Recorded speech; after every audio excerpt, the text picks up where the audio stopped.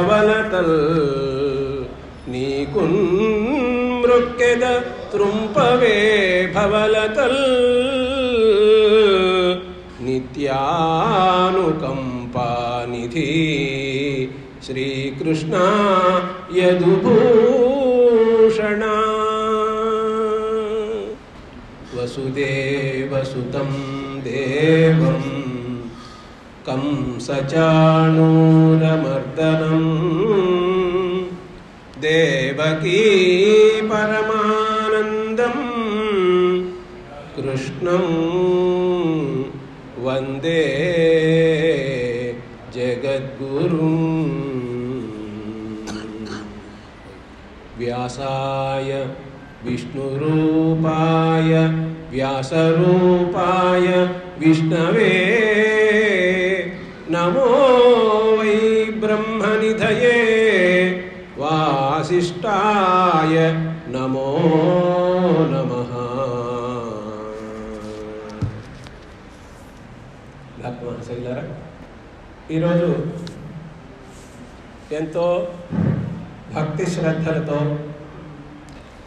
ఈ సీతారామ మందిరంలో భాగవత సప్తాహం అనేటువంటిది ప్రారంభమవుతూ ఉంటే విచ్చేసినటువంటి అందరికీ కూడా హృదయపూర్వక నమస్కారాలు తెలియజేస్తూ ఉన్నాను. ముఖ్యంగా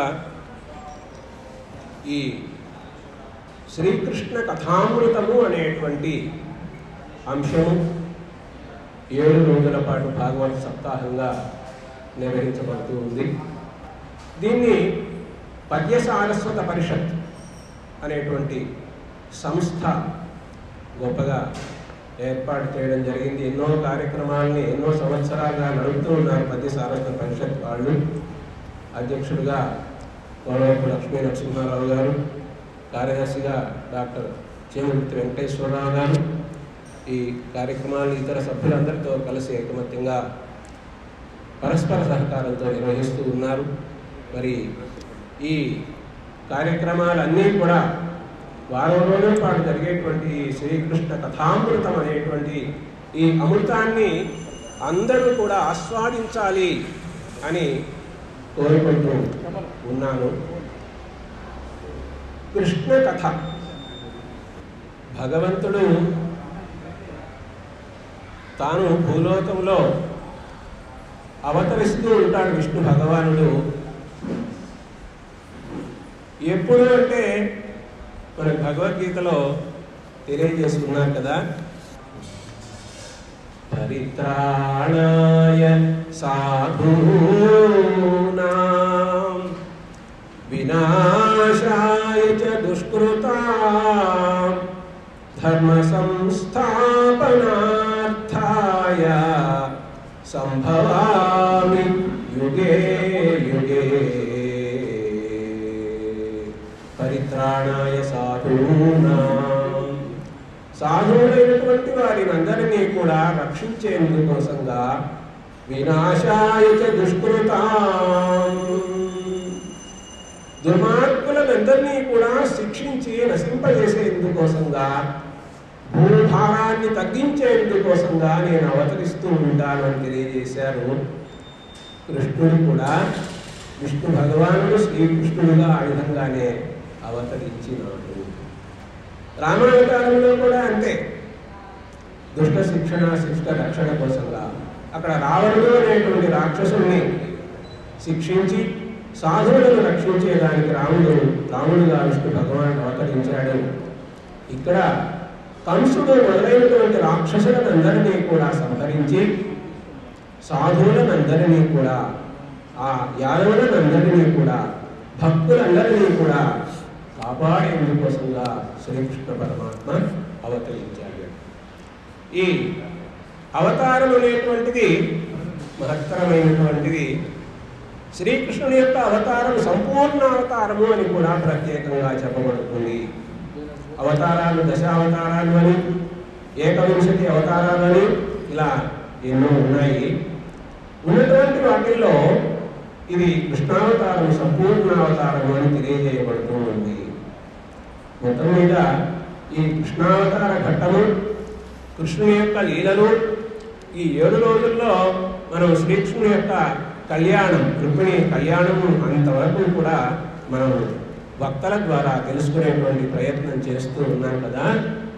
ఈ కృష్ణ చరిత్ర అలాగే ఎంతోమంది భక్తుల యొక్క కథలు, భగవంతుడు భక్తులను అనుగ్రహించినటువంటి కథలు, ఇవన్నీ ఉన్నటువంటిది భాగవతము అనేటువంటి పురాణము. ఈ భాగవత పురాణం అనేటువంటి గ్రంథాన్ని ఎవరు రాశారు అంటే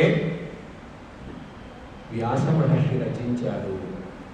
ఈ భాగవతము ఎంత గొప్పది అంటే రచించినటువంటి వ్యాస మహర్షికి కూడా మనశ్శాంతిని కలుగజేసినటువంటిది ఈ భాగవతము అనేటువంటి పురాణము. వ్యాస మహర్షి వేదాలు అంగీకరించాడు, అట్లాగే మహాభారతాన్ని రచించాడు, అట్లాగే 17 పురాణాలు రాశాడు.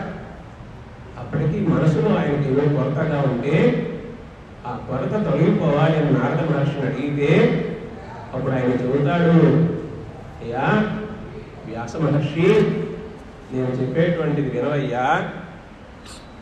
అందరూ కూడా నీవు ఎన్నో గ్రంథాలు రాశావు, ఎంత రాసినా కూడా విష్ణు భగవాన్ యొక్క కథలు అనేటువంటి ప్రత్యేకంగా రాయలేదయ్యా. అందువలన భాగవతము అనేటువంటి పురాణాన్ని రాయవయ్యా. విష్ణు భగవాన్ యొక్క గుణగణములను ప్రశంస చేస్తూ అప్పుడు నీ కొరత అనేటువంటిది నశిస్తుంది అని చెబుతూ ఆయన ఏమంటాడంటే, ఆ హరిచరిత్ర అనేటువంటిది ఎంతో గొప్పది. హరిచరిత్ర అనేటువంటిది రచించినట్లయితే అది మహత్తరమైనటువంటి ఫలితాన్ని అందజేస్తుంది. అందరూ కూడా అంటే తపస్సు చేసుకునేటువంటి వాళ్ళు కానీ, మునులు కానీ, సాధువులు కానీ అందరూ కూడా ఎల్లప్పుడూ ఏం చేస్తూ ఉంటారో తెలుసా? హరి భావించుచున్ పాడుచున్ జపముల్ చేయుచో వీనులం వినుచో అశ్రాంతం చింతించుచున్ తపసుల్ సాధులు ధన్యులౌదురు గదా తత్వజ్ఞ చింతింపుమా. హరిచరిత్రాలాపములు అనేటువంటివి ఎంతో గొప్పవి కాబట్టి ఆ భగవంతుని యొక్క కథని, నామాన్ని, గుణగణములను భావిస్తూ ఉంటారు, పాడుతూ ఉంటారు, జపం చేస్తూ ఉంటారు, కీర్తిస్తూ ఉంటారు, చింతిస్తూ ఉంటారు, మననం చేస్తూ ఉంటారు ఆ తపస్సు చేసేటువంటి వాళ్ళు మునులు అందరూ కూడా అని చెబితే భాగవత పురాణాన్ని రచించాడు వ్యాస మహర్షి. అటువంటి మహత్తరమైనటువంటి భాగవత పురాణాన్ని పోతన గారు, మహాకవి పోతన గారు చాలా గొప్పగా మధురమైనటువంటి శైలిలో ఆ పద్యాలు వింటూ ఉంటే, పోతన గారి పద్యాలు ఎంత మధురంగా ఉంటాయో ఇంకా వినాలి ఇంకా వినాలి అని. మన కరుణశ్రీ గారు అంటారు, అయ్యా పోతన గారు, మీరు భాగవతాన్ని అనువదించారు కదా, అనువదించేటప్పుడు మీ గంటాన్ని పంచదారలో అద్ది అప్పుడప్పుడు రాశారా పద్యాల్ని? అంత మధురమైనటువంటి పద్యాలుగా ఉన్నాయి అని అనడం జరిగింది. కరుణశ్రీ ఏమన్నారంటే, ముద్దులుగార భాగవతము రచయింపుచు పంచదారలో అద్దితివేమో గంటము మహాకవి శేఖర మధ్య మధ్య అట్లద్దక వట్టి గంటమున అట్టిటు తీచిన తాటియాకులో పద్యములందు ఈ మధుర భావములు ఎచ్చట నుండి వచ్చురా అంటాడు. కాబట్టి అంత మధురమైనటువంటి పద్యాలని పోతన మహాకవి తన భాగవత అనువాదం అనేటువంటిది చేస్తూ ఆయన చక్కగా తెలియజేశారు.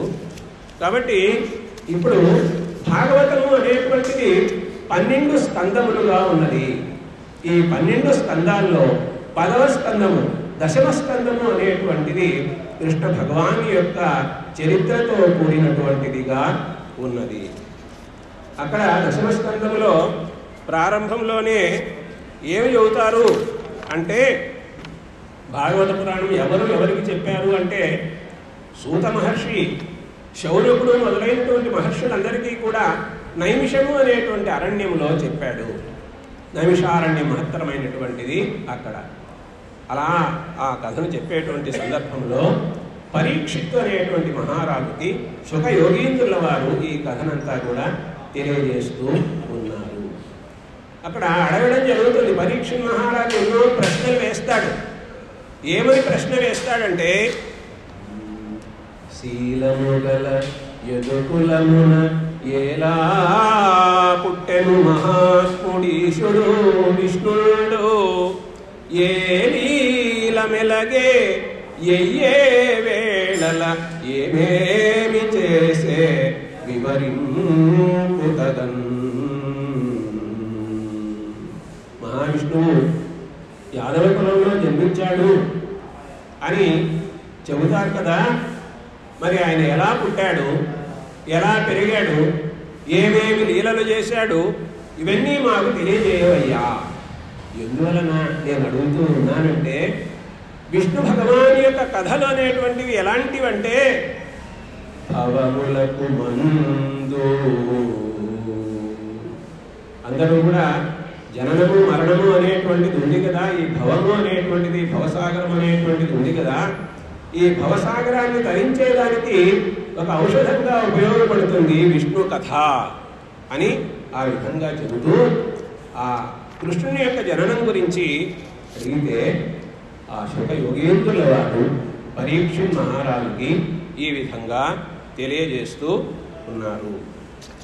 అంటే మొట్టమొదట ఈ విధంగా పరీక్షిత్ మహారాజు అడిగేటప్పుడే కృష్ణుడు జన్మించాడు. కృష్ణుడికి ముందే బలరాముడు జన్మించాడు. బలరాముడు ఇక్కడ దేవకీదేవి గర్భంలో ఉండి అక్కడి నుంచి మళ్ళీ ఆ రోహిణీదేవి గర్భంలోకి తీసుకొని వెళ్ళడం జరిగింది. యోగమాయ ద్వారా ఇవన్నీ చెప్పావు కదా, దాన్ని విశేషంగా వివరంగా తెలియజేయవయ్యా అని అడుగుతుంటే ఆ విశేషాన్ని ఇలా ప్రారంభం చేస్తూ ఉన్నాడు ఆ శుక యోగీంద్రుల వారు పరీక్షిత్ మహారాజుకి. అయ్యా పరీక్షిత్ మహారాజా, శ్రీకృష్ణ జననము అనేటువంటి అంశాన్ని నేను ఇప్పుడు తెలియజేస్తూ ఉన్నాను, శ్రద్ధగా ఆలకించవయ్యా అని అంటూ, శూరసేనుడు అనేటువంటి మహారాజు ఉండేటువంటి వాడు. ఆ శూరసేనుడు మహారాజు మధుర అనేటువంటి దాన్ని, శూరసేనము అనేటువంటి ప్రదేశాన్ని చక్కగా పరిపాలించేటువంటి వాడు. ఆ తర్వాత ఆ శూరసేనుని కుమారుడే వసుదేవుడు. శౌరి అనేటువంటి పేరును కృష్ణుడికి అనువర్తింపజేస్తారు, వసుదేవుడికి అనువర్తింపజేస్తారు. ఉగ్రసేన మహారాజు యొక్క కుమారుడు కంసుడు. కంసునికి చెల్లెలు దేవకీదేవి.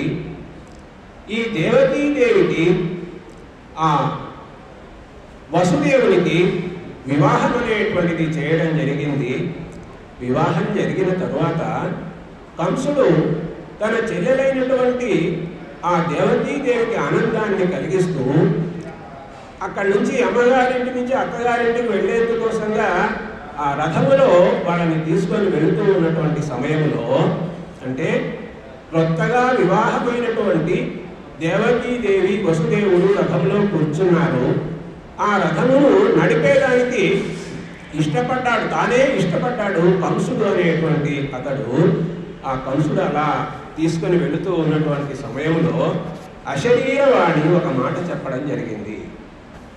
ఏమన్నదంటే, దుష్టయగు భగిని మెచ్చగా ఇష్టుడవై రథము గడిపెదు, ఎరుగవు మీదన్ శిష్టయగు నీ తలోదరి అష్టమ గర్భంబు, నిన్ను హరించుదుమే. అశరీరవాణి, ఆకాశవాణి.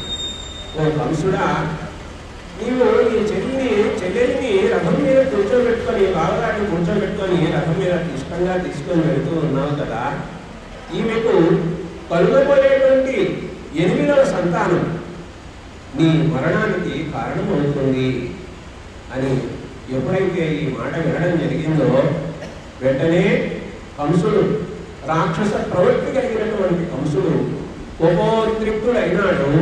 మరి నా మరణానికి కారణం ఈమె యొక్క కుమారుడు కదా, ఈమెనే సంహరిస్తే సరిపోతుంది అని గుర్తుపట్టి ఆమెను కిందకు ఇచ్చినటువంటి వాడై రథం దిగి తర్వాత ఆమె చేతపట్టుకుని ఆమెను సంహరించేదానికి సిద్ధమవుతూ ఉంటే అప్పుడు ఆ వసుదేవుడు చక్కగా ఆలోచించినటువంటి వాడై ఈ సమయంలో ఈ నా భార్యని రక్షించుకోవలసిన అవసరం ఉన్నది కదా, ఈ కంసుని ఏ విధంగానైనా సరే ఈ పని నుండి విముఖుణ్ణి చేయాలి, చంపకుండా చేయాలి చెల్లెల్ని అని ఆలోచించినటువంటి వాడై ప్రతిమలాడుకుంటూ, కంస నీవు ఆకాశంలో విన్నటువంటి మాటలను అశరీరవాణిని విన్నావు కదా, విన్నటువంటి మాటలను అనుసరించి దేవతను చంపాలని అనుకుంటూ ఉన్నావా?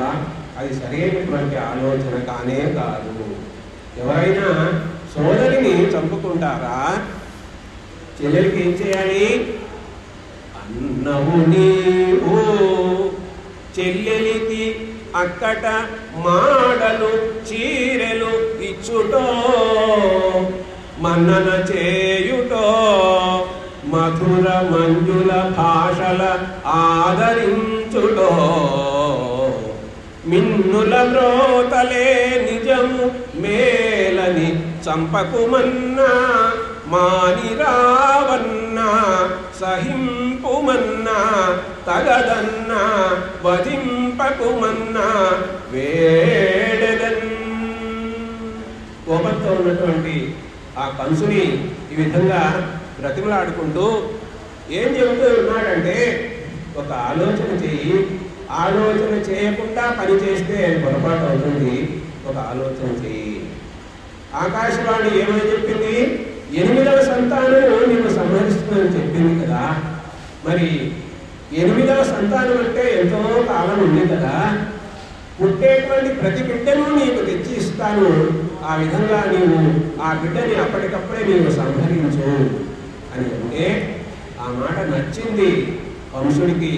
నిజమే కదా, 8వ బిడ్డ కదా నా మరణానికి కారణము, అందువలన బిడ్డను తెచ్చి ఇస్తానంటున్నాడు కదా అని సంతోషించినటువంటి వాడై ఆమెను సంహరించకుండా వదిలివేసినాడు.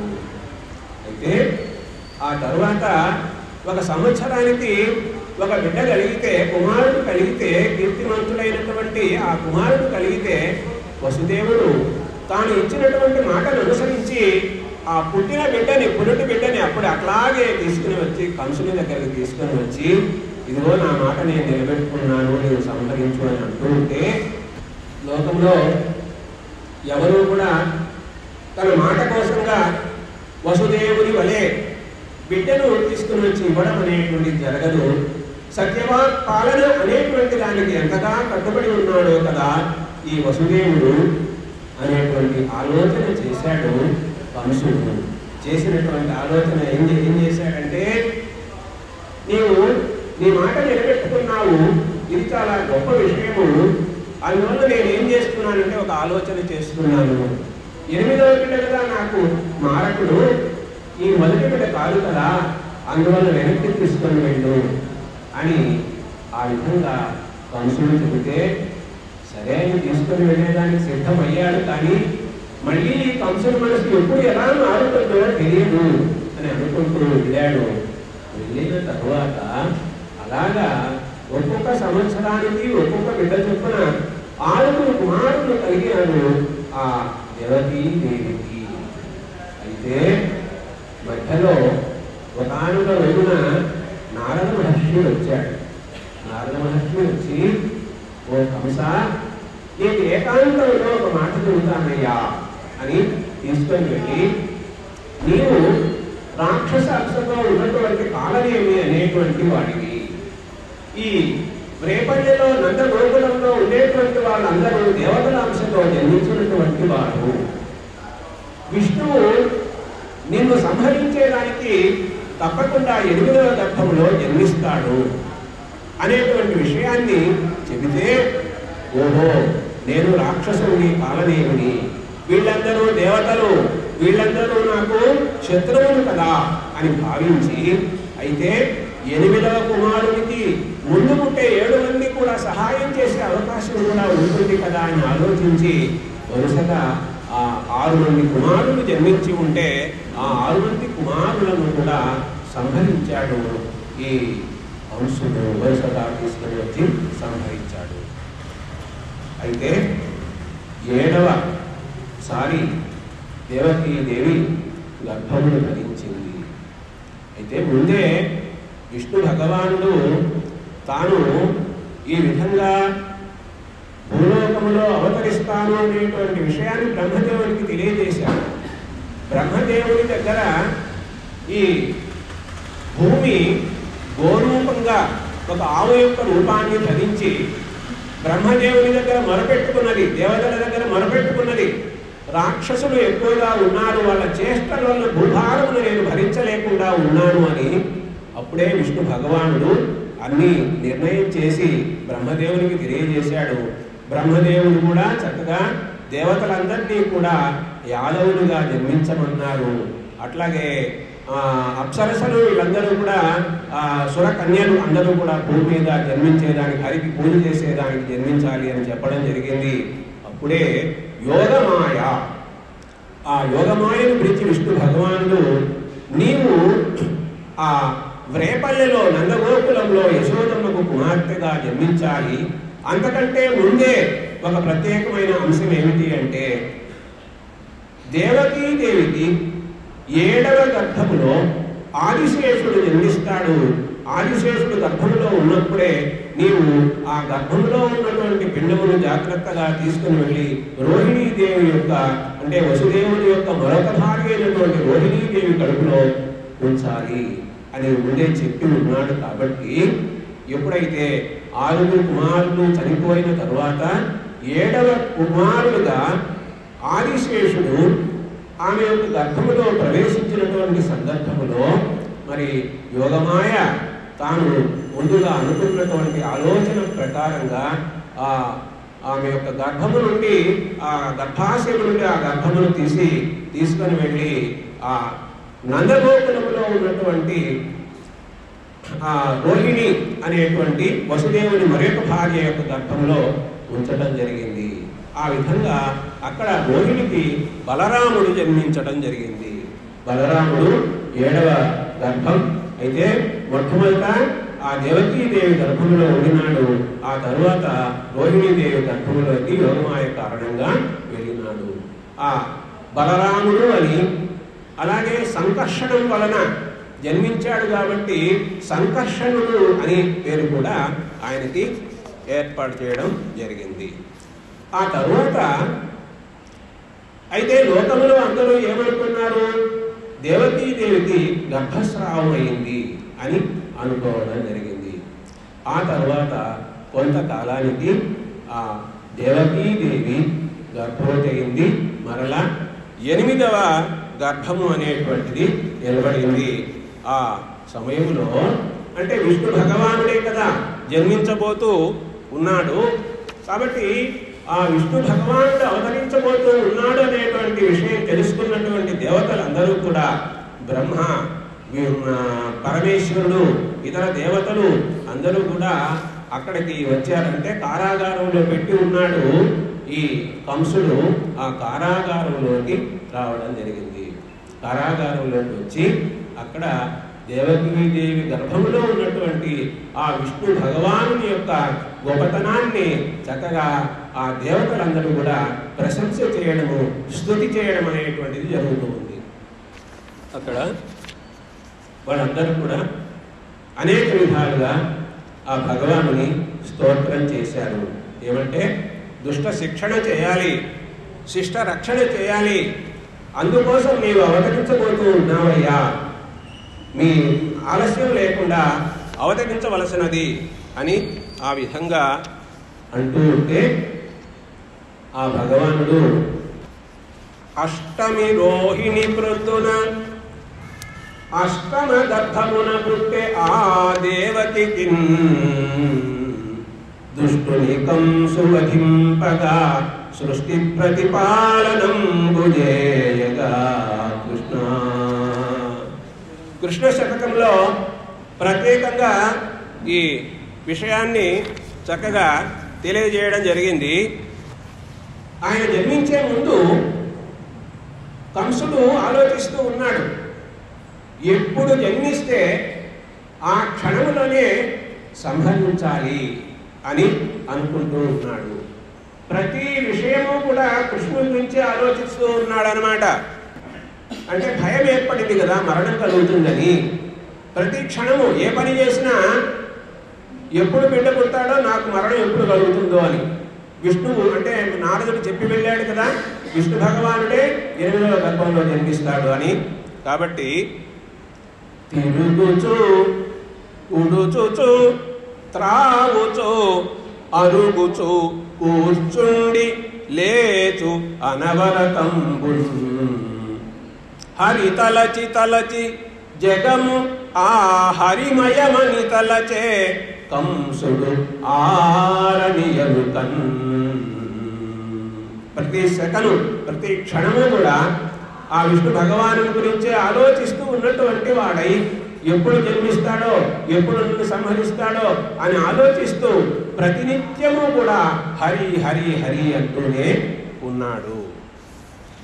ఎంత పరిస్థితి, ఆ కంసుని పరిస్థితి ఎట్లా అయిపోయిందంటే, శ్రవణరంధ్రముల ఏ శబ్దంబు వినబడు అది హరి పలుకని ఆలకించు. ఏదైనా ఒక శబ్దం వినపడితే ఈ శబ్దం చేసింది విష్ణువు అని అనుకుంటూ ఉన్నాడట. అక్షిమార్గమున నెయ్యది చూడబడు అది హరిమూర్తిగానో పునంచు చూచు. కంటికి ఎవరైనా కనిపిస్తే విష్ణువే వచ్చాడు అని అనుకుంటూ ఉన్నాడు. శరీరానికి ఏదైనా తగిలితే విష్ణువే నన్ను తాకాడు అని అనుకుంటూ ఉన్నాడు. ఏదైనా పరిమళం వస్తే ఈ పరిమళము ఆ విష్ణువు ధరించినటువంటి తులసీమాలలోనిదా అని అనుకుంటూ ఉన్నాడు. ఈ విధంగా భయపడుతూ ఉన్నాడు ప్రతి క్షణము కూడా. వాళ్ళందరికీ కూడా చెప్పి ఉన్నాడు, ఏ క్షణంలో ఆ బిడ్డ పుడితే ఆ క్షణమే తీసుకొని రావాలి నా దగ్గరికి అని చెప్పి ఉన్నాడు. విషయాన్ని తెలియజేయాలి అని చెప్పి ఉన్నాడు. అయితే ఈ గర్భంలో ఉన్నటువంటి ఆ శిశువును వీళ్ళందరూ కూడా, అంటే ముందుగా దేవతలు అంటే శివుడు, బ్రహ్మ, దేవతలు అందరూ కూడా వచ్చి చక్కగా స్తోత్రం చేశారు. ఆ తరువాత కృష్ణుడు అవతరించేదానికి సిద్ధంగా ఉన్నాడు. పోతన గారు ఎంత చక్కనైనటువంటి పద్యాలు రచించారో చూడండి. కృష్ణ పరమాత్మ అర్ధరాత్రి వేళ అవతరించారు. శ్రావణ మాసం, బహుళపక్షం, అష్టమి తిథి. పోతన గారి పద్యాల్లో పంకజముఖి నీలాడను సంకటపడా కనుల మానసంబుల నెల్లన్ సంకటము దోచే మెల్లన సంకటములు లేమి దోచే సత్పురుషులకు. భగవంతుని అవతారము దుష్ట శిక్షణ శిష్ట రక్షణ కాబట్టి ఆమె ప్రసవ వేదన అనేటువంటిది పొందుతూ ఉంటే, సంకటపడుతూ ఉంటే ఎలా అనిపించిందంటే, దుష్టుల యొక్క మనస్సుల్లో సంకటాలు అనేటువంటివి పెరుగుతూ ఉన్నాయి, మంచి వాళ్ళ యొక్క మనస్సుల్లో కష్టములన్నీ తగ్గిపోతూ ఉన్నాయి. భగవంతుడు అవతరిస్తూ ఉన్నాడంటే ప్రకృతి అంతా పరవశిస్తుంది, వాతావరణం అంతా కూడా ఆహ్లాదకరంగా ఉంటుంది. కృష్ణ జననం సమయంలో ఎలా ఉంది? స్వచ్ఛంబులై పొంగె జలరాసులేడును. సముద్రాలు 7 కూడా, సప్త సముద్రాలు కూడా ఆనందంగా పొంగుతూ ఉన్నాయట. మేఘాలన్నీ కూడా మనోహరంగా గర్జిస్తూ ఉన్నాయట. ఆకాశంలో నక్షత్రములన్నీ చక్కగా ప్రకాశిస్తూ ఉన్నాయట.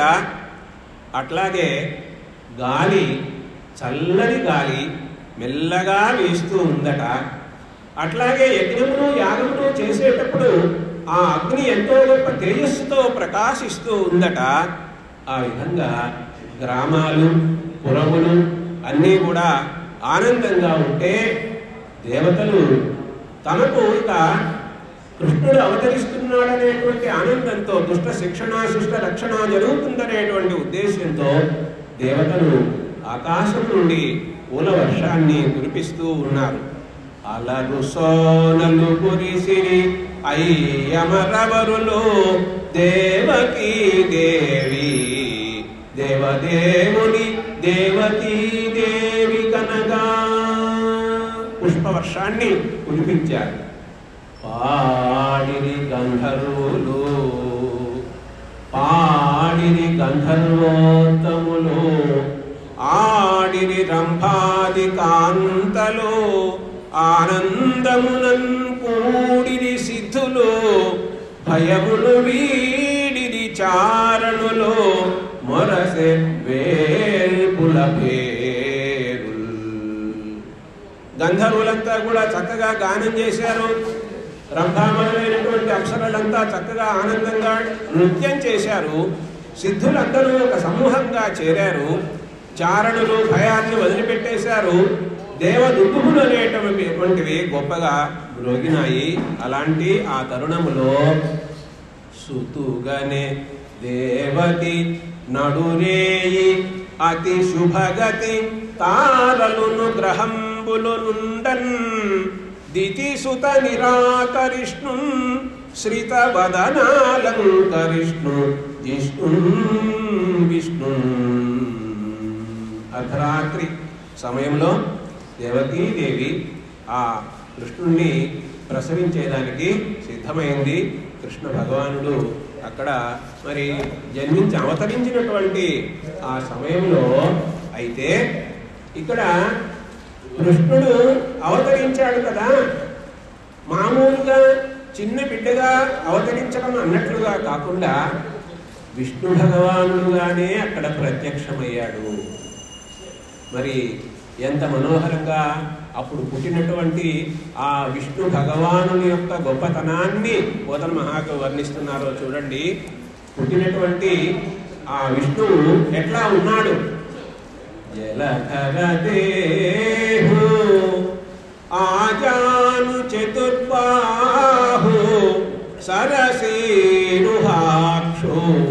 విశాలవక్షు చారు గదా శంఖ చక్ర పద్మ విలాసో కంఠ కౌస్తుభమణి కాంతి భాసో కమనీయ కటి సూత్ర కంకణ కేయూరు శ్రీవత్సలాంఛనాంచిత విహారో గురు కుండల ప్రభాయుత కుంతలలాటో వైడూర్యమణి గణవర కిరీటో బాలు పూర్ణేందురుచి జాలు భక్తలోకపాలు సుగుణాల వాలు కృపా విశాలు చూచి తిలకించి పులకించి చోద్యమంది ఉబ్బి చలరేగి వసుదేవుడు ఉత్సహించే. కృష్ణుడు అవతరించినటువంటి ఘట్టం కాబట్టి మనము ఇక్కడ చక్కగా హారతి అనేటువంటిది ఇస్తున్నారు. కృష్ణుడు అవతరించాడు. అక్కడ మనకు వ్యాస మహర్షి కూడా ఇదే విషయాన్ని మూలంలో ఉంది చూడండి. తమద్భుతం బాలకమంబుజేక్షణం చతుర్భుజం శంఖ గదాయుధాయుధం శ్రీవత్సలక్ష్మం దళశోభికౌస్తుభం పీతాంబరం సాంద్రపయోద సౌభగం అంటూ వ్యాస మహర్షి రచించారు. ఆ కృష్ణావతారం సమయంలో పుట్టినటువంటి చిన్ని బిడ్డగా పుట్టాడు. అయితే చిన్ని బిడ్డగా ఉన్న విష్ణు భగవాన్ యొక్క స్వరూపం అనేటువంటిది అక్కడ కనిపిస్తూ ఉంది. తమద్భుతం బాలకమంబుజేక్షణం చతుర్భుజం శంఖ గదాయుధాయుధం శ్రీవత్సలక్ష్మం కళశోభికౌస్తుభం పీతాంబరం సాంద్రపయోద సౌభగం. అందరూ కూడా కృష్ణ భగవాన్ అవతార ఘట్టం కాబట్టి ఒకసారి మన మనసుల్లో ఆ భగవాను ప్రతిష్ఠించుకొని ఆ స్వామికి నమస్కారం చేసుకుందాము. జలధర దేహు ఎట్లా ఉన్నాడా చిన్ని బిడ్డ అంటే జలధరదేహు, మేఘములు ఏ విధంగా నీలి రంగులో ప్రకాశిస్తుందో నీలమేఘశ్యాముడు అంటారు కదా భగవంతుడిని. ఆ బిడ్డ నీలమేఘశ్యాముడుగా ఉన్నాడు.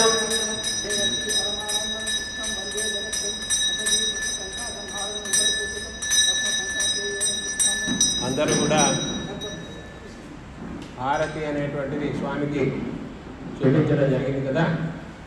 అందరూ కూడా ఆ హారతిని కళ్ళకద్దుకొని కృష్ణ భగవానుడు అవతరించినటువంటి సన్నివేశము. కృష్ణుడు దుష్ట శిక్షణ కోసంగా, శిష్ట రక్షణ కోసంగా అవతరించాడు. అయితే ఇతరత్ర భగవానుడు అవతరించినటువంటి సందర్భాల్లో ఇప్పుడు రాముడుగా అవతరించాడు, సాధారణంగానే చిన్న బిడ్డగానే ఉన్నాడు. ఇక్కడ మాత్రము ఆయన విష్ణు భగవానుడిగా దర్శనమిచ్చాడు చిన్న బిడ్డగానే. జలధరదేహు, నీలిమేఘశ్యామ వర్ణంతో ఉన్నాడు.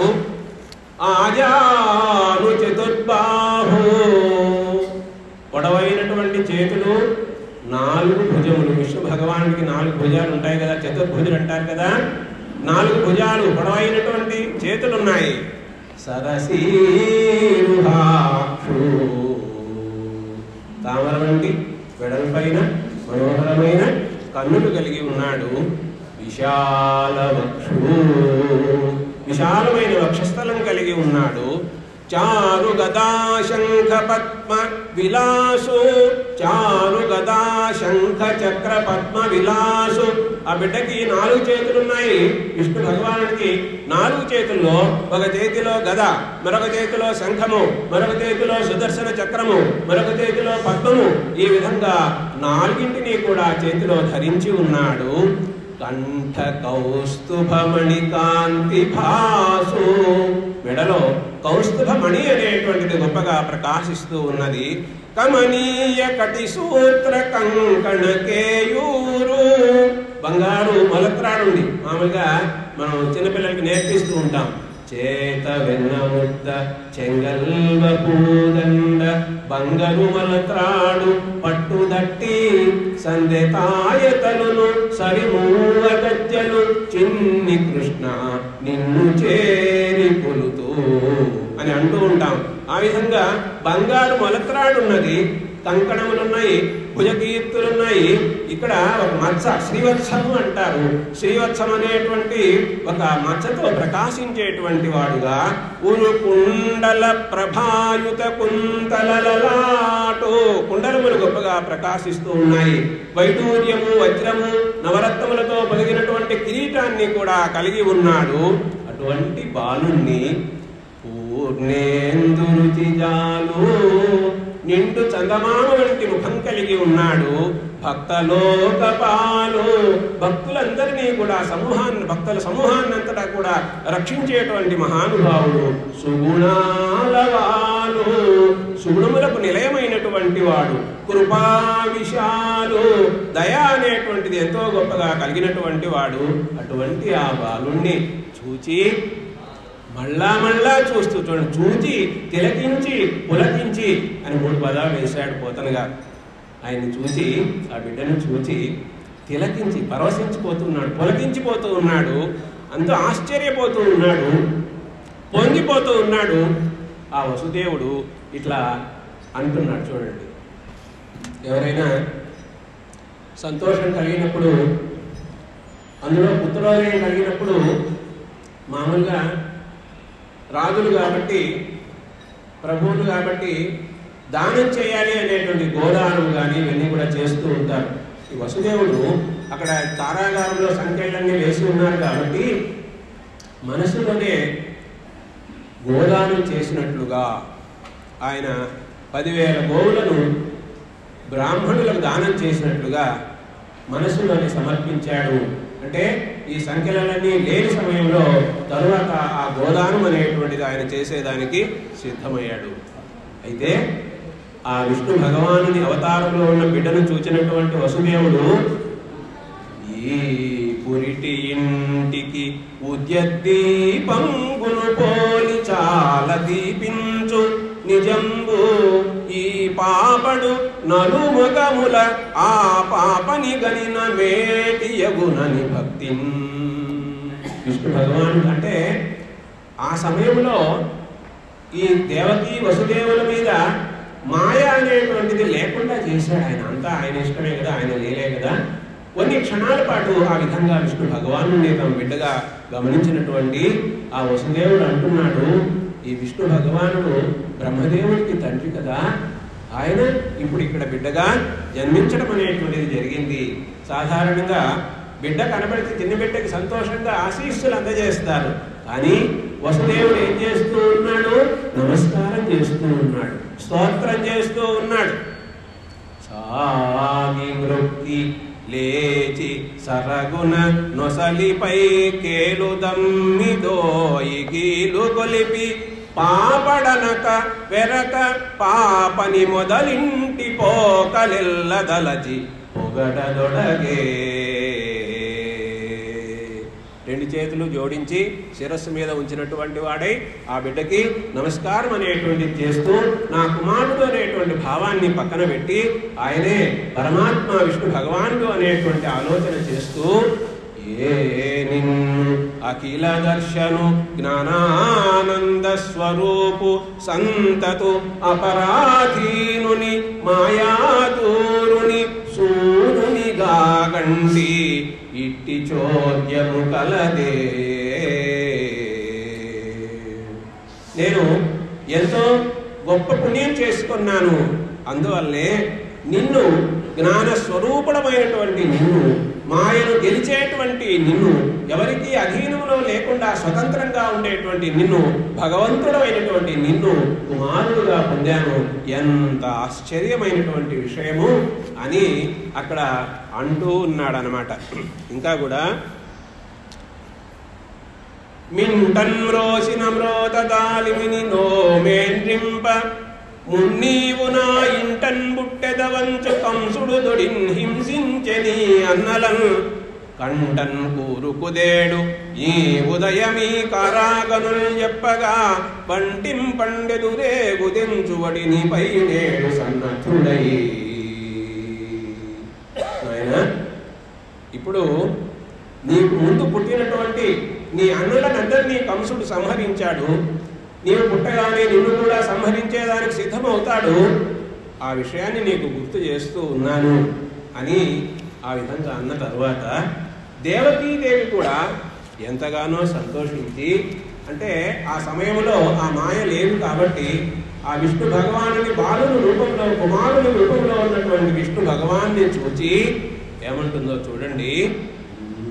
నిన్ను ఎప్పుడు కోరి భజించువాడెపో శాశ్వత లక్ష్మి మృత్యుజయ సౌఖ్యయుతుండ భయుండు మాధవా. విష్ణు భగవానుడుగానే కనిపిస్తూ ఉన్నాడు కాబట్టి, చిన్ని బిడ్డగానే కనిపిస్తూ ఉన్నాడు కాబట్టి నిన్ను ఎవరైతే సేవిస్తారో, నిన్ను ఎవరైతే భజిస్తారో, నిన్ను ఎవరైతే కీర్తిస్తారో అతడు అన్ని సౌఖ్యములను పొందుతాడు. నీవు మహానుభావుడివి, విష్ణు భగవానుడివి. లోకంలో మామూలుగా కర్మ కారణంగా జన్మించడం అనేటువంటిది ఉంటుంది, కానీ నీకు కర్మ కారణంగా కాదు, దుష్ట శిక్షణ శిష్ట రక్షణ చేసేదానికోసమే నీవు జన్మించినావయ్యా. చాలా మంది భగవంతుని చూచాము అంటూ ఉంటారు యోగులు. కొంతమంది వాళ్ళు ఏం చూచారో ఏమో కానీ ఇప్పుడు నేను నా కన్నులతో నిన్ను చూస్తూ ఉన్నానయ్యా. ఉండి నిలిచి పురాణ యోగులు యోగ మార్గ నిరూఢులై కంటి మందురు గాని నిక్కము కానరి భవదాకృతి చూసామంటారు. కానీ ఇటువంటి దివ్యమైనటువంటి స్వరూపాన్ని ఆ యోగులు ఎవరూ కూడా చూచి ఉండరు. కంటి భద్రము కంటి మాంసపు కన్నులను కనబోలదు ఈ తొంటి రూపు తొలంగ పెట్టు తోయజే క్షణమృక్కెదన్. భగవానుడా, ఈ రూపాన్ని నేను చూచానయ్యా, ఇక చాలు, నీ యొక్క ఈ దివ్యమైనటువంటి రూపాన్ని ఉపసంహరించి సాధారణమైనటువంటి బిడ్డగా కనిపించవయ్యా అని ఆమె వేడుకుంటూ ఉన్నది. అలాంటి ఆ సమయంలో ఆ పరమాత్మ ఒక మాట చెబుతాడు. మీకు పూర్వ జన్మలలో ఉండేటువంటి విశేషం కూడా నేను చెబుతూ ఉన్నాను. ఏమిటి అంటే, నీవు ఒకానొక కాలంలో అమ్మా దేవకీదేవి కృష్ణి అనేటువంటి పేరుతో ఉండినటువంటి దానివి, నీ భర్త సుతకుడు అనేటువంటి మహానుభావుడు, మీరిరువురు కూడా ఎన్నో వేల సంవత్సరాలు, దివ్య సంవత్సరాలు, అనేక వేల దివ్య సంవత్సరాలు తపస్సు చేశారు. అప్పుడు నేను ప్రత్యక్షమైతే మీరు మోక్షాన్ని కోరుకోకుండా నాలాంటి బిడ్డ కావాలని కోరుకున్నారు. అందువలన అప్పుడు మొట్టమొదటిసారిగా మీకు కుమారుడుగా కృష్ణిగర్భుడు అనేటువంటి పేరుతో జన్మించాను. తరువాత రెండవసారి కుమారుడుగా జన్మించాను. ఎప్పుడంటే అదితి కశ్యపుడు, నీవు అదితిగా ఈయన కశ్యపుడుగా ఉన్నప్పుడు వామనమూర్తిగా అవతరించాను. ఇప్పుడు మూడవ జన్మగా మీకు ఈ విధంగా జన్మించాను. దేవకీదేవి మరి వసుదేవుడు అనేటువంటి పేర్లతో ఉన్నటువంటి మీకు మూడవసారి జన్మించాను. 3 సార్లు జన్మించాలని నేను అనుకున్నాను, ఇది మూడవసారి, మళ్ళీ 4వసారి మీకు జన్మించడం అనేటువంటిది లేదు. ఈ విధంగా నన్ను దర్శించినారు, నన్ను సేవించినారు, నన్ను చూస్తూ ఉన్నారు కాబట్టి మీకు కూడా మరలా ఇక జన్మ అనేటువంటిది లేదు, జన్మ రాహిత్యము అనేటువంటిది మీకు అమ్ముతుంది అని ఆ భగవానుడు వాళ్ళకు చెబుతూ ఉన్నాడు.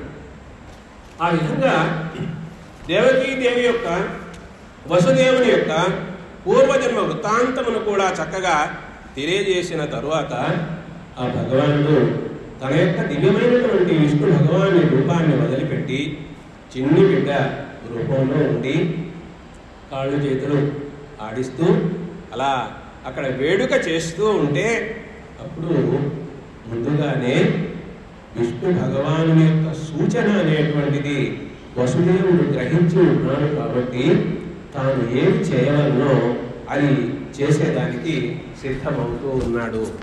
ఏమని నిర్ణయం అనేటువంటిది జరిగిందో ఇంతకుముందు కూడా మనం అనుకున్నాము.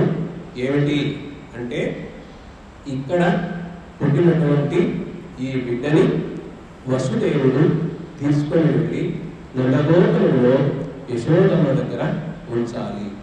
ఇదే సమయంలో యశోదమ్మకు యోగమాయ కుమార్తెగా జన్మించి ఉన్నది, ఇంతకుముందు అనుకున్నటువంటి మాట ప్రకారంగా. కాబట్టి ఈ వసుదేవుడు అంటే అక్కడ ఆ యోగ మాయ కారణంగా అక్కడ ఉన్నటువంటి కాపలాదారులు అందరూ నిద్రపోయారు. అట్లాగే తనకు ఉన్నటువంటి ఆ గొలుసులు అన్నీ కూడా ఆ మాయ కారణంగా అవి విడిపడిపోయాయి. వెంటనే వసుదేవుడు ఆ బిడ్డను తన చేతిలోనికి తీసుకున్నాడు, అడుగులు ముందుకు వేస్తూ ఉన్నాడు. తలుపులకు తాళాలన్నీ కూడా తమంతటి తానుగా విడిపోతూ ఉన్నాయి, తలుపులు తెరుచుకున్నాయి. ముందుకు వెళుతూ ఉన్నాడు. వెళుతూ ఉండేటువంటి ఆ సమయంలో వర్షం కూడా పడుతూ ఉంటే ఆ వర్షము నాకు ఇబ్బంది, వర్షం వల్ల ఇబ్బంది లేకుండా ఉండేదానికి ఆదిశేషుడు తాను తన పడగలను విప్పి అలాగా వెళుతూ ఉన్నటువంటి వసుదేవుణ్ణి అనుసరించి అలాగా వెళుతూ ఉండేటువంటి ఆ సమయంలో మరి యమునా నదిని దాటి ఆ రేపల్లెకు వెళ్ళాలి. కాబట్టి ఆ యమునా నది దగ్గరికి వెళితే యమునా నది కూడా చక్కగా దారి ఇచ్చింది, అంటే అనుకూలంగా మారింది. దీనికి మనం రాముడు జన్మించినప్పుడు రామావతారంలో సముద్రం అనేటువంటిది రామచంద్ర స్వామికి ఏ విధంగా అనుకూలంగా దారి ఇచ్చిందో ఆ విధంగా అని చెప్పడం జరుగుతుంది. ఆశౌరికి తిరువసగే ప్రకాశోద్ధత తుంగ భంగ కలిత ధరాకాశయగు యమునా మును సీతేశునకు పయోధి త్రోవ ఇచ్చిన భంగిన్. సీతానాథుడైనటువంటి రామునికి సముద్రం ఏ విధంగా అనుకూలంగా దారి ఇచ్చిందో ఆ విధంగా అని ఆయన మెల్లగా యమునా నది దాటినాడు. ఆ తర్వాత ఆ రేపల్లెలో నందుని గోకులాన్ని చేరుకున్నాడు. అక్కడ అదే సమయంలో అందరూ కూడా నిద్రిస్తూ ఉన్నారు. మాయ కదా, విష్ణు మాయ కదా. అందువలన యశోదమ్మ ప్రసవించినటువంటి ఆ చిన్న బిడ్డ ఉన్న చోటికి చేరుకున్నటువంటి వాడై, యోగమాయ ప్రసవం ఉంది కదా, అక్కడికి చేరుకున్నటువంటి వాడై తాను తీసుకొని వెళ్ళినటువంటి కృష్ణుణ్ణి అక్కడ పెట్టి, బాలకృష్ణుణ్ణి అక్కడ పెట్టి ఆ యశోదమ్మ ప్రసవించినటువంటి ఆ బిడ్డను తీసుకొని అలా మరలా అదే విధంగా తిరిగి వచ్చేసాడు. వచ్చిన తర్వాత ఈ యథాస్థానానికి చేరుకున్నాడు. దేవకీదేవి పొట్టిళ్లలో ఆ బిడ్డని ఉంచినాడు. అయితే ఇంతకుముందు వీళ్ళిరువురు కూడా ఏదైతే మాట్లాడినారో, ఆ భగవంతుని స్తుతించినారో అదంతా కూడా మాయగా తొలగిపోయింది. ఇప్పుడు మామూలు స్థితిలో ఉన్నాడు. దేవకీదేవి తనకు పుట్టింది ఆడబిడ్డనే అని అనుకుంటూ ఉంది. కుమారుడు పుట్టాడు అనేటువంటి ఆలోచన, ఆ మాయ తొలగిపోయింది. అలాగే వసుదేవుడు కూడా. అయితే వసుదేవుడికి మాత్రం తెలుసు ఈ విషయం, తానే తీసుకుపోయి వదిలి వచ్చినాడు కాబట్టి మరి ఆ గొలుసులన్నీ కూడా యథాస్థానంగా ఉంటే ఆ బిడ్డని తెచ్చి ఇక్కడ పెట్టగానే ఆ బిడ్డ పెద్దగా ఏడవడం మొదలు పెడితే అప్పుడు నిద్రపోతూ ఉన్నటువంటి ఆ కాపలా వాళ్ళందరూ కూడా మేల్కొని గమనించి అంతా యథాస్థితిలోనే ఉంది కదా అని గమనించి వెళ్ళి కంసునికి ఈ విషయాన్ని తెలియజేస్తూ ఉన్నారు. తెలియజేస్తూ ఉంటే అసలు ఒక క్షణం కూడా నిద్రపోకుండా ఎప్పుడు విష్ణువు జన్మిస్తాడు, ఎప్పుడు విష్ణువు జన్మిస్తాడు అనేటువంటి ఆలోచనతో ఉన్నటువంటి ఆ కంసుడు గబగబా పరిగెత్తుకుంటూ ఖడ్గాన్ని చేతబట్టి వస్తూ ఉన్నాడు. ఆ కిరీటం జారిపోతూ ఉంది, తల వెంట్రుకలన్నీ ప్రక్కకు పడిపోతూ ఉన్నాయి. ఆ విధంగా వచ్చి ఆ చెరసాలలో ఉన్నటువంటి ఆ దేవకీదేవి దగ్గరకు వస్తే అప్పుడు అడ్డం వచ్చింది దేవకీదేవి. ఎందువలన అంటే కుమారుడు జన్మిస్తాడు, ఆ కుమారుడు నిన్ను సంహరిస్తాడు అని అనుకున్నాం కానీ ఇప్పుడు కుమార్తె జన్మించింది, నీవు ఈ బాలికను చంపేదానికి తగవు అంటూ ఆమె వేడుకుంటూ ఉంది కంసుని. అన్నా శమింపుమన్నా తగను అల్లుడుగాడు ఇది మేనకోడలౌ మన్నన సేయుమన్నా నింపిను మానిని చంపుట రాచపాడిగాదన్నా సుకీర్తివై మనగదన్నా మహాత్ములు ఓవు త్రోవబోవన్నా భవత్ సహోదరి గదన్నా నిను శరణంబు వేడెదన్. ఆడపిల్లను చంపుతావా? కుమారుడు కాదు కదా. మహాత్ములైనటువంటి వాళ్ళు ఈ విధంగా చేస్తారా? నీ చెల్లెలైనటువంటి నా మాటని ఆలకించు, నీవే నాకు శరణు అంటూ 6 కుమారులను కఠిన మనస్సుతో సంహరించావు కదా.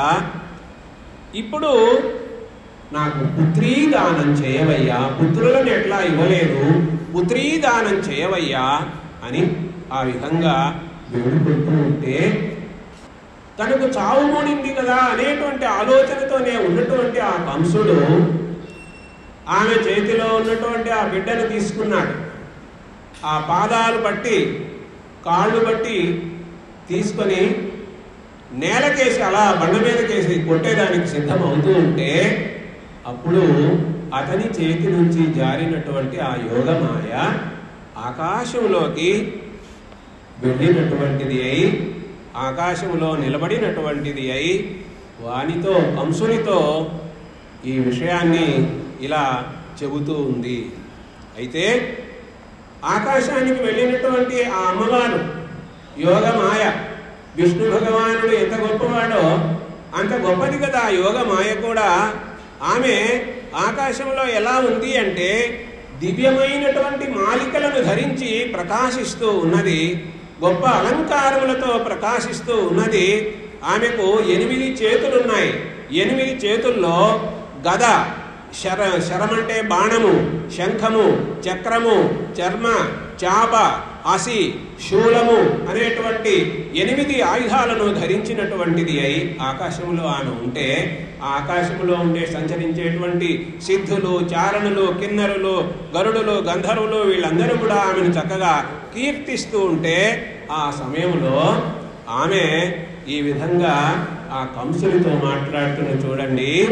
ఓరి కంస, తెంపరివై పొరింబొరిని దేవకి బిడ్డల చిన్ని కుర్రలన్ చంపితివి, ఇంకనైన ఉపశాంతి వహింపక రాల మీద నన్నొంపితివి ఇసిలో ఇదియు బీరమే నా సరసంజనించి నించంపెడు వీరుడు ఒక్క దశ సత్కృతి నొందెడివాడు దుర్మతి. 6 మంది కుమారులను ఎంతో కఠినమైనటువంటి మనస్సుతో సంహరించావు. ఆడబిడ్డనైనటువంటి నన్ను కూడా సంహరించేదానికి సిద్ధపడ్డావు. నేను ఒక మాట చెబుతున్నాను విను. నేను పుట్టినటువంటి సమయంలోనే పుట్టి నిన్ను సంహరించేటువంటి వాడు చక్కగా మరొక చోట ఉన్నాడు. తప్పకుండా నీకు మరణం అనేటువంటిది వాని వలన జరుగుతుంది అని ఆ మాట చెప్పింది. ఆ తరువాత ఆమె ఆకాశం నుంచి అంతర్ధానం అయిపోయింది. ఆ యోగమాయని ఎంతోమంది ఎన్నో విధాలుగా పూజిస్తారు. గ్రామ దేవతగా కూడా పూజిస్తారు. బలులు మొదలైనవన్నీ ఇచ్చి పూజిస్తారు. యోగమాయ అనేటువంటిది ఇదంతా కూడా విష్ణు భగవానుడు ముందుగానే ఆ విషయాన్ని తెలియజేసినటువంటి పద్ధతిని అనుసరించి. అయితే ఎప్పుడైతే ఆ యోగమాయ చెప్పినటువంటి మాటలను వినడం జరిగిందో కంసుడు, అరేరే ఎంత పని జరిగింది, నన్ను సంహరించేటువంటి వాడు పుట్టి మరొక చోట ఉన్నాడు అని చెప్పింది. కాబట్టి ఇది వాస్తవమే. ఇప్పుడు నేనేం చేయాలి? నాకు చావును తప్పించుకునేటువంటి మార్గం అనేటువంటిది లేదు కదా. అయితే ఇప్పుడు ఏం చేయాలి అని ఆలోచించి వెంటనే దేవకీ వసుదేవులను మంచి చేసుకునేదానికి మాట్లాడుతూ ఉన్నాడు. వాళ్ళ దగ్గరికి వెళ్ళి, పాపుడ, బాలఘాతకుడ, బంధు విరక్తుడ, దుష్ట చిత్తుడన్, కోపనుడన్, జగన్మృతుడ, క్రూరుడ, బ్రాహ్మణ హంత భంగి మీ పాపల చంపితిన్, బయలి పల్కుల నమ్మితి సాధులారా, నా పాపములు గడింపక కృపాపరులై కనరే క్షమింపరే. ఆకాశవాణి ఏదో పలికిందని నేను మనసు రాయి చేసుకుని కఠినాత్ముడనై పాపాత్ముడనై మీ కుమారుని సంహరించినాను. దయచేసి నన్ను క్షమించండి, నన్ను దయతో చూడండి అంటూ మళ్ళీ వేదాంతం కూడా చెబుతాడు. పుట్టుక చావు అనేటువంటివి మన వలన అయ్యేటువంటివి కావు. అంతా కూడా భగవంతుని యొక్క నిర్ణయం ప్రకారమే జరుగుతుంటాయి. ఎక్కడి హంత మీ శిశువులెక్కడి హన్యులు దూరనేటికి, అంతా భగవంతుని నిర్ణయమే. కానీ నేను చంపాను అనేటువంటి మాటను వదిలిపెట్టేసేయి అంటూ ఉంటే, సరే తాత్కాలికంగానైనా అతని మాటలు వినినటువంటి ఆ వసుదేవుడు అలాగే మరి జరిగిందేదో జరిగిపోయింది అని అంటూ ఉన్నాడు. మరి ఆ తరువాత ఈ కంసుడు ఊరకే ఉన్నాడా? ఊరకే ఉండలేదు. రాత్రి నిద్ర పట్టలేదు. మరి ఉదయాన్నే తన యొక్క మిత్రులు ఎవరైతే ఉన్నారో, రాక్షసులే కదా కాలనేమి అంటే, కాలనేమికి మీరు మిగిలినటువంటి రాక్షసులందరూ ఉన్నారు కదా, వాళ్ళందరినీ కూడా పిలిపించినటువంటి వాడై వాళ్ళతో మంతనం చేస్తూ ఉన్నాడు. మంతనం చేసి ఏం చేయాలి అంటే వాళ్ళందరూ కూడా సలహా చెప్పడం జరిగింది. ఏం సలహా చెప్పారు అంటే, బిడ్డ ఇదే సమయంలో పుట్టినాడు వేరొక చోట, పుట్టినాడు వేరొక చోట ఉన్నాడు అన్నారు. కాబట్టి ఎక్కడెక్కడ చిన్ని బిడ్డలు ఉన్నారో వాళ్ళందరినీ సంహరిస్తే సరిపోతుంది. ఇంకొకటి, నీకు శత్రువు విష్ణు భగవానుడు అన్నారు కదా, విష్ణు భగవాను యొక్క అంశాలు ఎక్కడ ఉంటాయి అంటే గోవులలో ఉంటాయి, బ్రాహ్మణుల్లో ఉంటాయి, అట్లాగే సాధువుల్లో ఉంటాయి, మంచి వాళ్ళల్లో సజ్జనుల్లో ఉంటాయి, యజ్ఞములు యాగములు వీటిల్లో విష్ణువు యొక్క అంశాలు ఉంటాయి. కాబట్టి ఇటువంటి వాటిని అన్నింటినీ నాశనం చేసేదానికి సిద్ధమవుతాము అని వాళ్ళందరూ కూడా సలహా చెప్పడం అనేటువంటిది జరిగింది. మరి కంసుడు ఆ విధమైన ఆజ్ఞ జారీ చేశాడు. మరి ఎక్కడెక్కడ బిడ్డలుంటే వాళ్ళందరినీ సంహరించేదానికి సిద్ధమయ్యేదానికి ఆ రాక్షసులందరూ కూడా వెళ్ళారు. అయితే అక్కడ నందగోకులంలో చిన్ని కృష్ణుడు నంద యశోదులకు కుమారుడుగా ఉన్నాడు కదా. వాళ్ళు ఆనందిస్తూ ఉన్నారు. నందుడు ఎంతగానో ఆనందించాడు, తనకు కుమారుడు కలిగినాడు అని. ఆ ఆనందంతో వేదవేత్తలందరికీ కూడా దానం చేశాడు గొప్పగా. మరి స్వస్తి పుణ్యాహవాచనాలు జరిపించాడు, బిడ్డకి జాతకర్మ అనేది జరిపించాడు, పితృదేవతలను చక్కగా పూజ చేశాడు. ఆ విధంగా ఆ బిడ్డని చూచుకుంటూ ఉన్నాడనమాట. ఈ ఆభీర కుమారుడు శ్రీయుతుడై వీరవైరి చేతయునై దీర్ఘాయుష్మంతుండగునని పాయక దీవించిరపుడు బ్రాహ్మణ జనముల్. గోదానము, వస్త్రదానము, హిరణ్యదానము ఇవన్నీ చక్కగా చేశారు కదా. ఆ దానములను స్వీకరించినటువంటి వాళ్ళందరూ కూడా చక్కగా దీర్ఘాయుష్మాన్ భవ అంటూ ఆ బిడ్డని ఆశీర్వదించారు. ఆ సమయంలో దేవదుందువులన్నీ మ్రోగాయి, పుష్పవర్షం అనేటువంటిది చక్కగా కురిసింది. ఆ నందగోకులంలో ఎప్పుడూ లేనంతగా అందరూ ఆనందంగా ఉన్నారు. ప్రకృతి కూడా ఆనందంగా ఉంది, పశువులు గోవులు కూడా ఆనందంగా ఉన్నాయి. ఆ పశువులు అంతకుముందు కొద్దిగా పాలిచ్చేటువంటివి ఇప్పుడు సమృద్ధిగా రెండింతలు మూడింతలుగా పాలు ఇవ్వడం అనేటువంటిది జరుగుతూ ఉన్నది. అలాంటి ఆ సమయంలో ఈ నందుడు ఎన్నో గొప్ప దానములన్నీ కూడా చేశాడు. ఆ దానములు చేసిన తరువాత ఆ బిడ్డని చూచేదానికి నందగోకులంలో ఉండేటువంటి వాళ్ళందరూ కూడా అక్కడికి చేరుకుంటూ ఉన్నారు. వాళ్ళు ఒకరితో ఒకరు మాట్లాడుకుంటూ ఉన్నారు. ఏమి నోము ఫలమో ఇంత ప్రొద్దుక వార్త వింటిని అబలలార వీరులలరా మన యశోద చిన్ని మగవాని గనెనట. మన యశోద చిన్ని మగవాని గనెనట చూచి వత్తమమ్మ సుగతులారా. మన నోములన్నీ కూడా పండినాయి. అందువల్ల ఈరోజు ఉదయాన్నే ఒక శుభవార్త మనం విన్నాము. మన యశోదమ్మ చిన్న మగబిడ్డకు జన్మనిచ్చిందట, అందరం వెళ్ళి చూచి వద్దాము అని ఆ గోపికలందరూ కూడా మరి చక్కగా అలంకరించుకున్నటువంటి వారై ఆ కృష్ణుడు ఎక్కడైతే ఉన్నాడో చిన్ని కృష్ణుడు ఆ ప్రదేశానికి చేరుకొని అక్కడ ఆ చిన్ని కృష్ణునికి చేరి యశోద ఇంటికిన్ చేడియలేగి చూచిరొగి చిష్ణుని విష్ణుని చిన్ని కృష్ణుని. ఆ చిన్ని కృష్ణుణ్ణి వాళ్ళందరూ కూడా చూచి ఎంతగానో ఆనందిస్తూ ఉన్నారు. తమ ఇంటిలోనే బిడ్డ పుట్టినాడు అంత ఆనందాన్ని వాళ్ళందరూ కూడా పొందుతూ ఉన్నారు.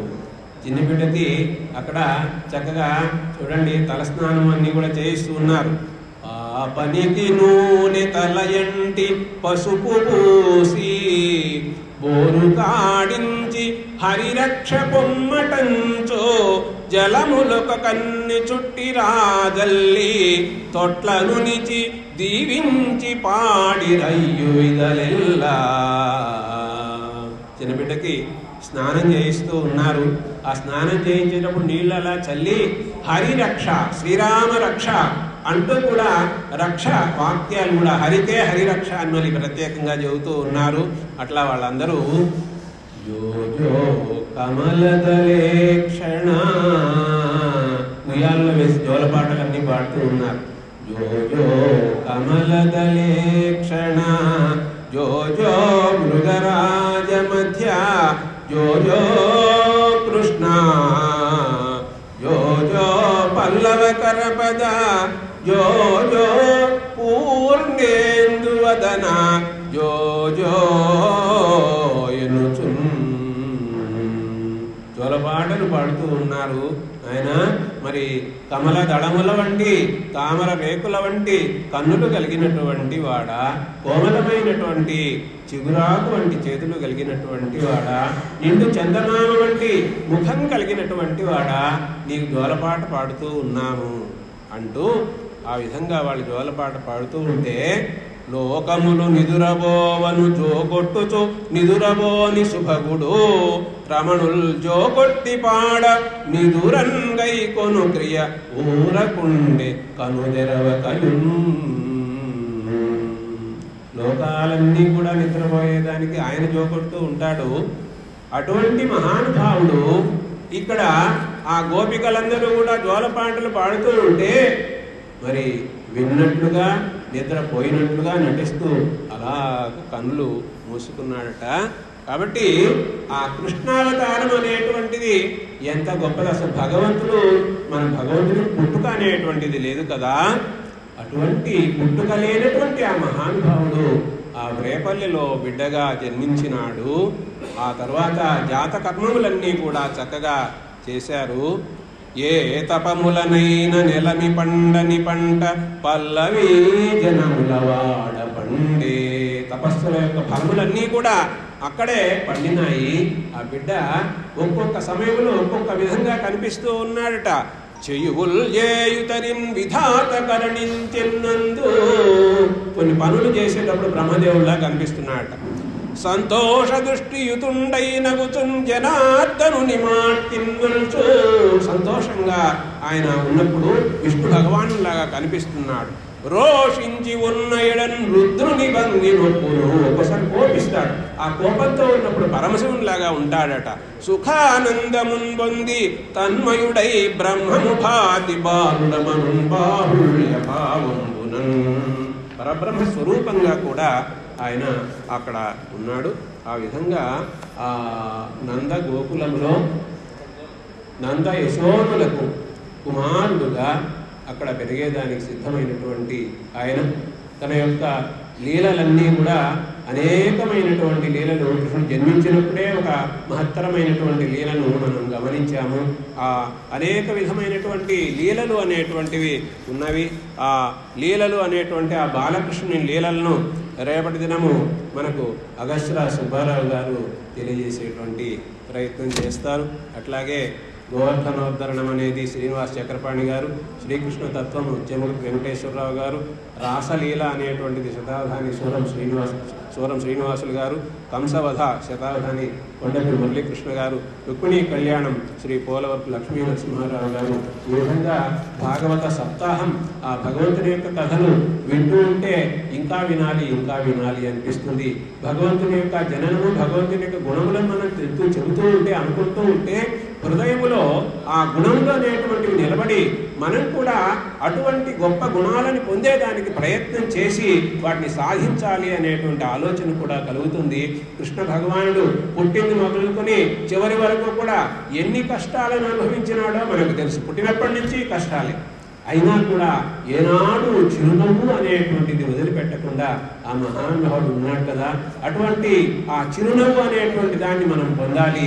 అట్లాగే అనేక విధములైనటువంటి సుగుణాలన్నీ ఉన్నాయి కదా కృష్ణ భగవాను దగ్గర. ఆ కృష్ణ భగవాను సుగుణాలని రామచంద్ర స్వామిని మనం కీర్తిస్తామంటే రామచంద్రుల్లో ఉన్నటువంటి సుగుణాలను మనం పొందేటువంటి ప్రయత్నం చేయాలి. ఆ విధంగా భగవంతుని యొక్క గుణములను మనం పొందేదానికి, మనలో మంచి మార్పును తెచ్చుకునేదానికి మనం అందరం కలిసి ప్రయత్నం చేద్దామని భావన చేస్తూ ఈ అవకాశాన్ని కల్పించినటువంటి పద్య సారస్వత పరిషత్ సభ్యులందరికీ, పెద్దలందరికీ, అధ్యక్షుల వారికి, కార్యదర్శి వారికి, సభ్యులందరికీ ధన్యవాదాలు తెలియజేసుకుంటూ ఎంతో భక్తి శ్రద్ధలతో వినినటువంటి భక్త బృందానికి అంతా కూడా హృదయపూర్వక నమస్కారాలు. మిత్రులు, పెద్దలు, పండితులు, అవధానులు ఎంతో మంది ఉన్నారు. అందరికీ కూడా ధన్యవాదాలు తెలియజేసుకుంటూ మంగళం కోసలేంద్రాయ మహనీయ గుణాత్మనే చక్రవర్తి తమిళాయ సార్వభౌమ